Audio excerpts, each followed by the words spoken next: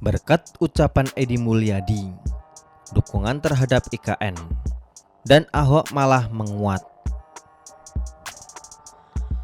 Pemindahan IKN ke Kaltim sebelumnya masih mengundang mixed reaction atau reaksi yang beragam.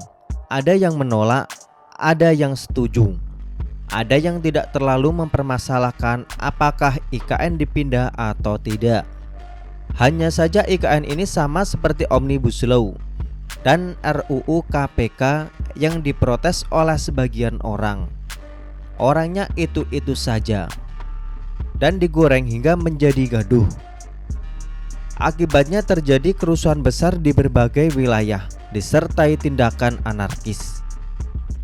Dua undang-undang ini tentu saja membuat sebagian pihak merasa terusik kepentingannya, meskipun yang demo adalah kelompok itu-itu saja. RUU IKN ini juga diprotes keras oleh mereka.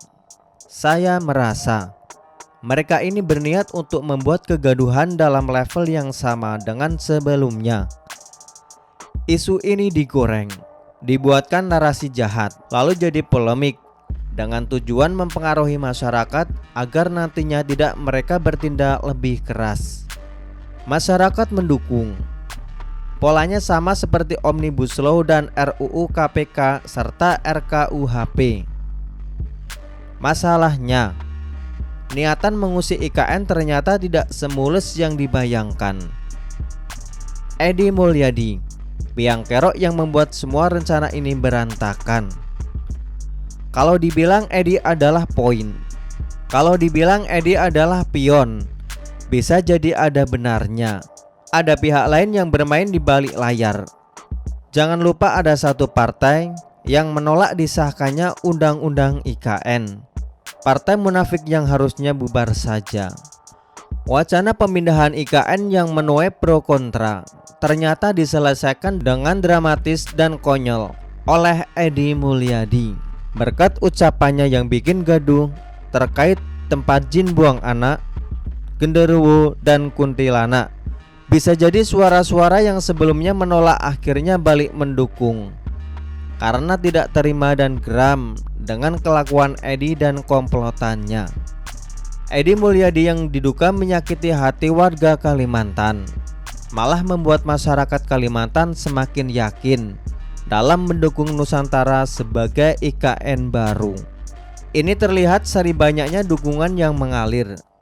Bahkan perwakilan masyarakat Aliansi Borneo Bersatu sempat mendatangi DPR RI di Jakarta. Mereka mengaku siap mendukung presiden, siap mendukung dan mengawal IKN yang ada di Kalimantan sampai titik darah penghabisan. Sementara itu, dukungan penetapan IKN yang baru di Kalimantan digelar masyarakat Dayak se-Kalimantan di Balikpapan, Kalimantan Timur, Minggu kemarin. Dukungan sekaligus sikap warga Dayak menyatakan mendukung penetapan nama Nusantara sebagai nama ibu kota yang baru. Selain dukungan dari sejumlah tokoh masyarakat Dayak, tokoh masyarakat adat Dayak di seluruh Kalimantan, dukungan juga datang dari warga suku Pasir Balik, suku asli yang menetap di kawasan Sepaku Semoy atau kawasan titik nol pembangunan IKN. Yusi, dukungan terhadap IKN makin kuat, makin erat dan membuat sebagian orang masih mengambang pada akhirnya mengambil keputusan untuk mendukung. Mereka yang awalnya tidak terlalu peduli akhirnya ikut membela.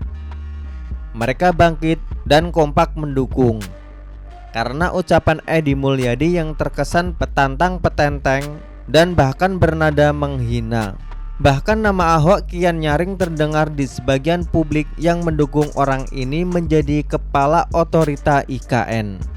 Beberapa hari lalu saat Jokowi ke Balikpapan, masyarakat suku Dayak menyampaikan 5 poin aspirasi kepada Jokowi, yang salah satunya adalah mengusulkan nama Ahok sebagai kepala otorita IKN, Tahun lalu pun Ahok sudah didukung untuk jadi kepala otorita. Lagi pula Ahok juga pernah diangkat menjadi warga kehormatan suku Dayak pada tahun 2019 lalu. Hubungan ini terus berlanjut hingga sekarang. Apalagi setelah kelakuan Edi Mulyadi menjadi heboh, nama Ahok pun kian bersinar karena Edi pernah menjadi sekjen GNPF Ulama yang identik dengan perlawanan terhadap Ahok dulu. Sebelum GNPF Ulama berganti nama seperti sekarang, namanya adalah GNPF MUI. Dibentuk untuk mengawal kasus Ahok, yang sebenarnya kita tahu tujuan asli di balik ini. Ini ibarat karma yang berbalik arah. Meski sebenarnya tidak ada kaitannya dengan ucapan Ahok yang menyebut satu persatu akan dipermalukan, tapi untuk kepentingan cocok lagi untuk menghajar kadrun. Oke sajalah, kita tunggu saja endingnya bakal gimana. Kalau Ahok pada akhirnya ditunjuk jadi kepala badan otorita, ini adalah ending yang terlampau sempurna. Kalaupun tidak ditunjuk, tidak masalah juga. Esensi dari IKN ini bukan soal Ahok, tapi bagaimana kita berjuang dan kompak melawan kelompok sebelah yang berusaha membuat gaduh dengan berbagai cara. Dan Edi Mulyadi sudah berbalik hati mempercepat proses persatuan dan kekompakan untuk mendukung IKN dan mengorbankan dirinya di penjara.